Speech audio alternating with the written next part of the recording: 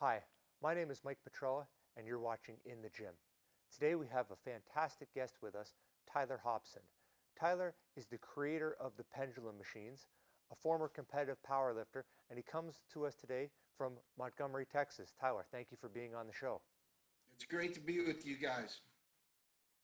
I want to talk a little bit about you with your building of your exercise machines. Obviously, the Pendulum machines, they're used in several of the professional weight rooms, NFL, NBA, a lot of the Division One collegiate weight rooms, and we have them here at STG, and we love them. When did you build your first machine, and what was it? I started just dabbling in building exercise equipment probably back in the early 90s, with your as a power lifter, I made my own equipment. So I started out with just making powerlifting benches that were really durable and could hold up to it. And then from there, I started with the first Pendulum multi-station machine, just because for my own selfish reasons, I didn't have enough room in my garage for all of the stuff I wanted to do. So that was kind of the beginning of it all right there. Okay, so like a lot of us who started our own gyms, we did it for our own usage, and then it just kind of spiraled from there. So selfishness can be good. So, out of all the machines you've made, what has been the most popular? What's the one that you have sold the most? I would probably say that it would be one of the leg pieces, uh, just because it's difficult to train the legs effectively without a machine. It takes so much skill, and when you throw a machine in the mix, it makes things easier to train. So the Power Squat Pro um, was actually a station that was on the original multi-station machine. And a lot of people asked me to take that off and make it a standalone unit. So that kind of started the machine movement for me. And then the hip press was also another really unique piece. So those two are probably the hottest selling items I make. So, in the early days when you were making these by hand, because eventually we'll talk about it, Rogers Athletic buys your designs out and you still work with them. Um, who was finding out about your machines and how were they buying them off you? It was kind of interesting because I started out um, just kind of at the top right off the bat. I started out with Mike Gittleson over at University of Michigan, and I was just like this little shoemaker that did custom things for very blue chip people. So I worked with Marcus Sonovich. He gave me ideas, and they would just come to me with, "Hey, do you think you could do this?" And that's kind of how I started. And then because of their status, a lot of other people heard about me. I never advertised. It was all word of mouth back then. And for those who may not know, Coach Gittleson, legendary strength coach at University of Michigan, and Coach Asanovich. I think the last NFL team he was with was the Jaguars, but I know he had a pretty decorated NFL career as a strength and conditioning coach. So these are big time names in our industry. So you go from literally being at the top, and a lot of people they got to kind of work up to those. How did that trickle down into private facilities? It's as you know, just because of the type of gym that you have, there's a lot of guys that are really into machines, and then there's a lot of guys that are really into the free weights. So um, because I dealt with a lot of high intensity guys, very elite coaches. Um, they would hold camps like at University of Michigan, Notre Dame, and some of those other coaches would have camps where high schools would then go to those camps. And of course, they always want to do what the big boys do. So it just kind of spread from there organically. Okay, and that's fantastic. Now, how does Rogers Athletics come into? Because back in the early days, and we have some of your original equipment here that you made by hand. Now they're made in Michigan, giant production company. They can build hundreds, if not thousands, of machines in a year. How did they come on board to essentially buy your designs and take Pendulum to the next level?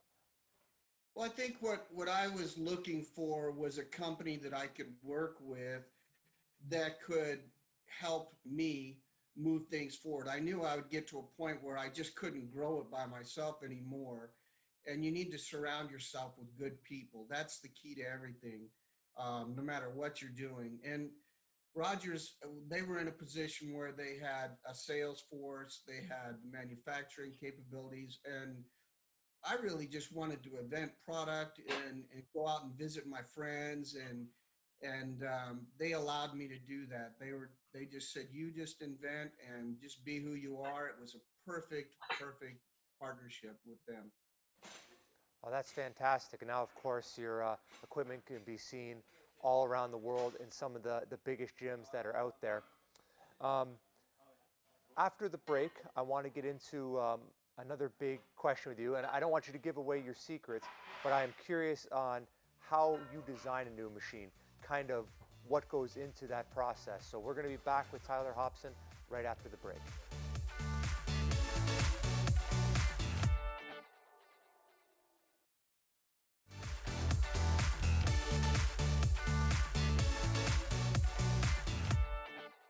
We're back with Tyler Hobson, the creator of Pendulum equipment.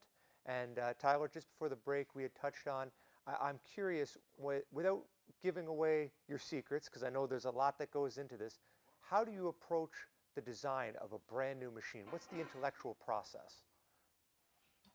Well, I don't really have any big secrets. What I do is, I make basically guitars for musicians, so to speak. So, it's usually the trainers or the therapists that come to me with the need, and they'll say, I want to do this particular thing. I'll address those kind of concerns that they have and just create a tool for them so that they can get something done. Um, the one of the things that I like to do is sit and study human movement. And so a lot of times I'll go to a weight room and a coach will have a problem and I'll just watch to see what he's trying to do. And then I'll just kind of take that human movement and then put steel around it to help support that. So that's kind of the way I think. My wife will wake up in the middle of the night and I'll be out at the kitchen table with marshmallows and paper clips, just trying to see how things move. And I'll go to my shop in the middle of the night and just start cutting and putting stuff together. And I do it more like an artist than I think I do it like an engineer. So inspiration can come at any time, and you just have to get it out and figure it out. Yep, that's it. Oh, that's fantastic. When you say that you study human movement, is that something that you're doing, say, through textbooks, or is it something that's become intrinsic to you through your own weightlifting and powerlifting experience, or a combination of both? I'm curious about how that works for you. I do study a lot of books. I read a lot of books on massage therapy and kinesiology, Grey's Anatomy, and it's learning from those other people that have already made the trail.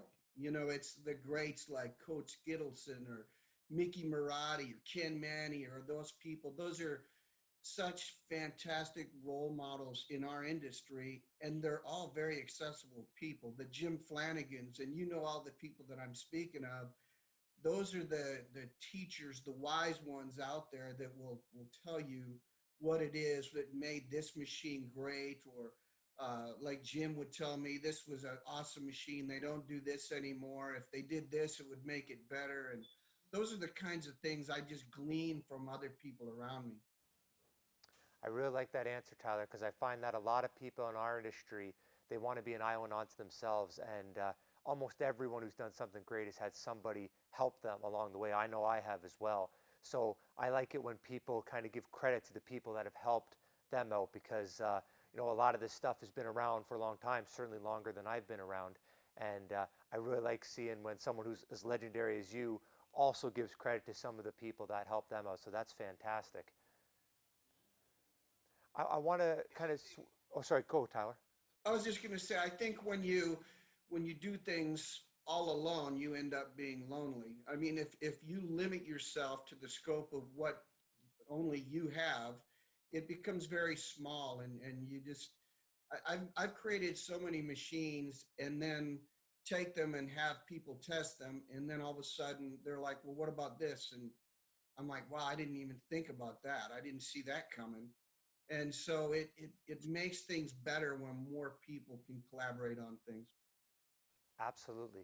So when you're creating these machines, and in most cases doing them right from scratch, what is the hardest part of innovating something new? What is the most challenging thing that you have to work through as an inventor and a fabricator? I think there's what I've learned through the years is there's so many uncontrollable variables in equipment. So, for example, you can make the most perfect machine. As I know, you have designed equipment yourself, so you know this.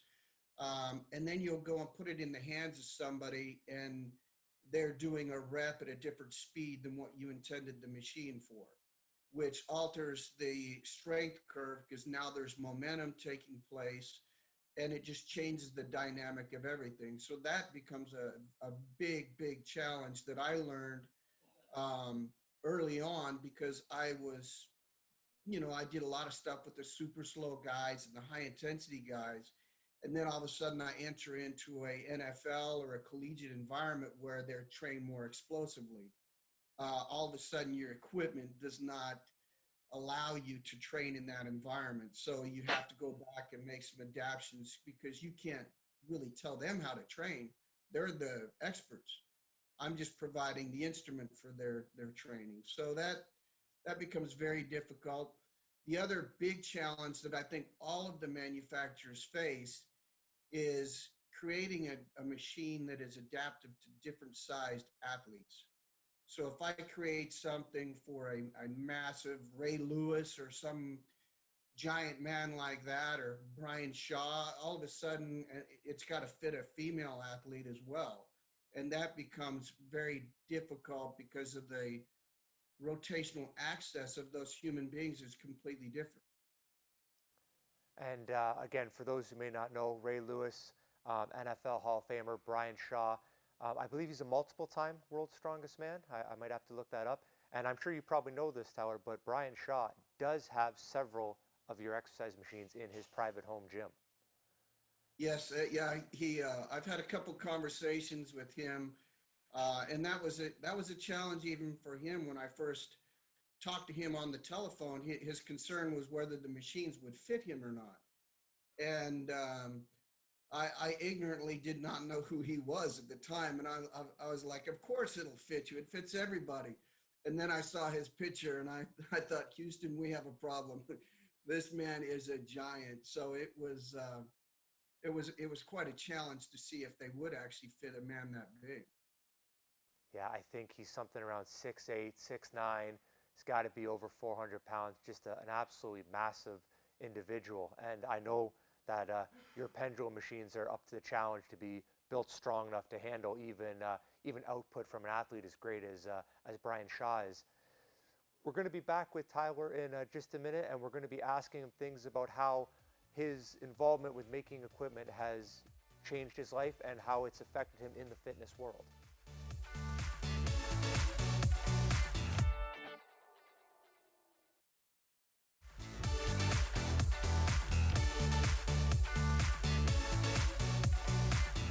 We're back with Tyler Hobson, the creator, innovator of Pendulum exercise machines.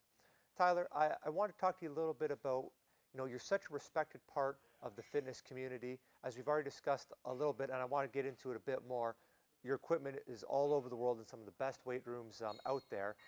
How has this changed your life being a part of this fitness community?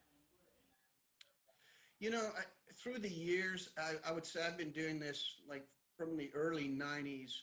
And one of the things that I've found is the relationships that you form during this time.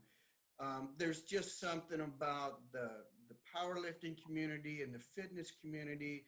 It's like a big family. So that's changed me. There's people that I still talk to that were original customers that I could have to my house for dinner from the 90s. It's been fantastic friendships that have been formed through the years, and I also feel that it's people like you and others that I meet along the way that are my creative inspiration. They're the ones that give me the ideas for all the different tools that I create. So that's been just fantastic.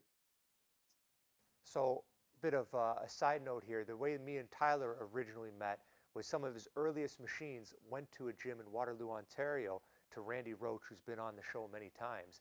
And I actually met Randy, who became my mentor, because I wanted to try a pendulum hip press machine. So, a bit of an interesting side note of my past. And that's how I came across Tyler. And that's got to be going back about 15 years ago, Tyler, something like that. I think Randy Roach was the very, very first customer I ever had. I believe that to be the case. Fantastic man. He's had my wife and I at his home. We've stayed there. Um, he's just that, and that's what this is all about: is meeting people. Those relationships last forever. It's been fantastic. I know it's been life changing for me. Now, we talked a little bit about Brian Shaw's gym. We talked a little bit about some of the university gyms, but what are some of the coolest facilities that now have pendulum equipment? And I've seen some excellent ones, but for you, when you look at them, what really speaks to Tyler Hobson? You know, it's kind of a funny thing, and it's after this many years and so many installations. I mean, literally, I sat down the other day to look at how many collegiate programs I've worked with, and it was over 80. And the countless personal gyms that there are out there. It would be a disservice to sit down and even say which ones, but I will tell you that it's the people that I like to go to, like Jim Bryan in his in Winter Haven, Florida. Jim Bryan's got a little home gym, and he has the original multi-station machine. And the reason I love that so much is because it's like his favorite instrument. When you go in there, it's like somebody that's got a classic car that he just talks about it and he loves to share it with people. You got Jim Flanagan's gym outside of Orlando, and that is amazing. You just there's so many different things, but the things I like about it is not so much the equipment, but the people that are in those gyms and how they welcome you in and they share their toys with you like an excited child on Christmas Day. That's what's really cool. I have a special place of envy for Jim Flanagan's gym because at STG, as you know, Tyler, our colors have always been red and black. And in his facility, everything he brings in, he gets it stripped down, powder coated black with fire engine red pads. It's all uniform. And one day I strive to do the same as him. It is just the most fantastic looking facility. Yeah, he's another great legend right there. And most of these guys, like I say, are so accessible. If you go to, the grand gyms like Michigan and Michigan State, and we just did Texas A&M, there you'll see these beautiful, elaborate weight rooms that are beyond your imagination. I think the Michigan Olympic weight room is another one that is just absolutely incredible where they've just spared nothing on the gyms. They're amazing. So you can check some of those out as well. I want to finish off, Tyler, with what is the future for you? I mean, you're still inventing, you're still making equipment. Um, Pendulum is, on another level from when it was just being handmade by one person and you can only produce so many at a time. What does the future look like for Tyler Hobson? One of the things that I've noticed through the years, I've done a lot of volunteer work. I've been in a lot of hospitals, the VAs, and things like that. And I've watched the therapists struggle with the equipment that they have. And I feel like I still have a little bit left to give. I would like to do more collaborations with therapists, creating adaptive equipment for people with spinal cord injuries, car accidents, rehab, things like that. I want to approach that exactly like I have done with the NFL and collegiate programs, where I sit down and I help create tools to help those practitioners, so to speak. And I see a lot of holes. I see a lot of things that we can do for those people. So um, I'm volunteering right now to help with therapist who works with children all the way up to teenagers to develop range of motion and prevent muscle wasting and things like that. So those are kinds of things I'm really fired up about. Absolutely. I never told you this, Tyler, but we have a physiotherapist here at STG, and we do use the Pendulum equipment in rehabilitation. And I can speak from our own personal anecdotes that when you have a properly biomechanic designed machine, it just makes the job a lot easier, and it's easier to get results. It's easier to train people pain free. So I really like that direction that you're heading in.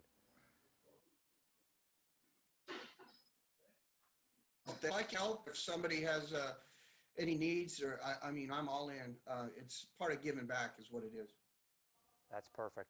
Tyler, you've been a great guest. Thank you for coming on the show. If anyone's watching this and they want to get in touch with you, they want to pick your brain about exercise design, they want to buy some machines, what's the best way they can get a hold of you? You can email me at Tyler Hobson at rogersathletic.com. You can check out my Instagram. That's probably the easiest. It's Tyler J. Hobson on Instagram, and you can private message me. I'll give you my cell phone number. I'm pretty accessible. When I'm underneath the welding hood, I'm a little hard to reach, but anything I can do to help, I'm more than willing. Tyler, thank you very much for being on the show. We all appreciate it. Thank you very much. It was a pleasure. Again, I want to thank Tyler for being on the machine. One of the things that we're very fortunate to be able to show is some of his designs.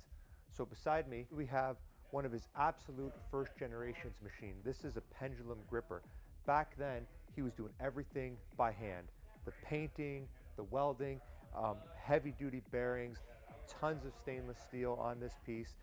They were made to last a lifetime. We're very fortunate to have it. And now we're also going to show kind of the evolution of how these became commercially manufactured.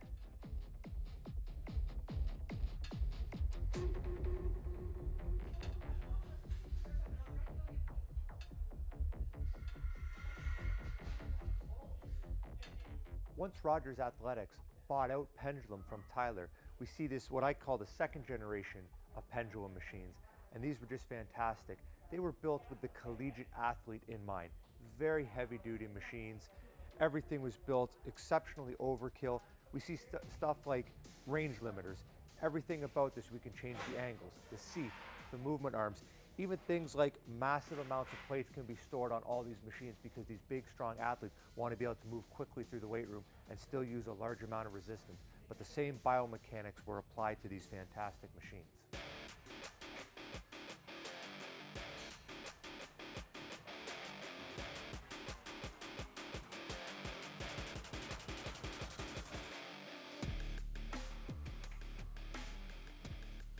They say the apple doesn't fall far from the tree, and with iron core fabrications, that's certainly the case. This new line of machines is actually made by Tyler Hobson's son, and the same kind of craftsmanship is going into it. It's nice seeing the next generation coming through. Certain things like all the welds being smoothed completely down to make the frame look like it's made out of one piece of steel. The same biomechanics, the same heavy-duty bearings, and even looking at the function of the body as rotating handles so we can take the stress off the elbow and work in the bicep through a full range of motion. This is what the next generation of machines is going to be like, with a particular look at how the body works and doesn't work. We're really looking forward to getting some of these pieces into STG and into other places in the world.